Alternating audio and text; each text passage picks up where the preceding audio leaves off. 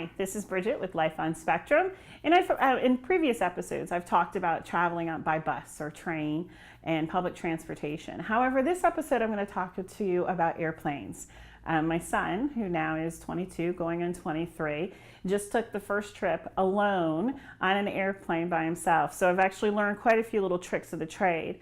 And I've actually learned that these things I could have done when we traveled together on an airplane. So I wanted to make sure I share them with you. First off, you should actually investigate your airline. As you know, there's been a couple airlines in the news lately that you may want to stay away from because they have not been accommodating to some people. So just be aware of that sometimes spending that extra $20 or $30 might save you many tantrums and meltdowns in the long run. But this is one thing that parents don't understand is, believe it or not, when you purchase a plane ticket, you can actually call the airline and ask for the disability services. Every airline that I've actually spoken to actually has one of those services. They can deal with anybody from elderly that may need a wheelchair to anyone that even has autism. And they're usually very accommodating. So the best thing to do is to call around. And even before you purchase an airline ticket, you may want to do this. The first and foremost is the line to going through the security. My son does not deal with lines well, and he also gets sometimes frustrated or irritated going through security checks, especially the ones that are the panels where you have to put your hands up and things like that. He's always worried that he's going to do something wrong. So it's not that he's nervous that he's going to be caught doing anything, it's just his anxiety gets increased. So what I actually did for him is I actually called the airline and we worked it out. First and foremost, he could go in the family line. A lot of airlines have this, or a lot of airports have this now. Whether you're traveling in a large group, if your whole family's going and you have a son or a daughter on the autism spectrum, you can actually get special permission to alleviate all those long lines and go through the family line. And my son, when he traveled alone, did the same.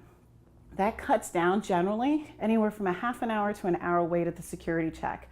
And that decreases anxiety tremendously. He also, at check-in, on his way out and on his way back from the Pacific Coast, he actually also had like a small little sticker on his ticket showing to everyone that he did have a disability. It was also on his chart, like on the seating charts for all of the airline stewardesses and stewards to know, also the pilots and co-pilots to know that and to be aware of his situation. Also with that little tag at security, they actually took their time a little bit more and did not rush him through. For instance, taking off and on shoes for my son sometimes can be a difficult task. And a lot of times they try to push the line through. They actually had somebody stand with him so he could take his time to put his shoes back on and off again. So that actually helped too. Also on boarding, the airlines were actually very gracious that he could get on first or last, depending on his anxiety. My son decided to go on last. He didn't want to sit on a plane for an extra half an hour, 40 minutes. But if you just ask, they usually actually provide any kind of accommodation for your son or daughter, or your family in general. The other thing they actually helped with was when he got off the plane to switch gates, they made sure somebody was there just to say, hey, are you okay? Do you know where you're going?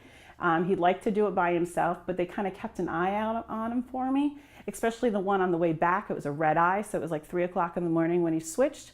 The guy didn't walk with him, but he kind of followed him as a stalker situation, but it made me feel better as a mom knowing that my son was going to be okay getting to his next gate. And also when you go through the baggage, there was, on his way back, he was landing in a larger airport, and what they did was they actually had somebody just stand and wait with him and to make sure that he got his bag correctly. So if you just call the airline, they can be really accommodating, and make sure you do that, like I said, before you get your tickets.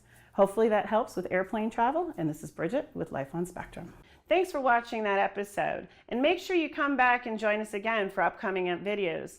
They'll be uploaded almost on a daily basis. Also, if you really enjoyed us, like us below, or even leave a comment for us to respond back to.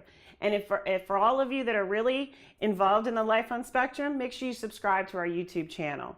We appreciate you. We hope that this is worthwhile for you, and we'll see you next time on Life on Spectrum.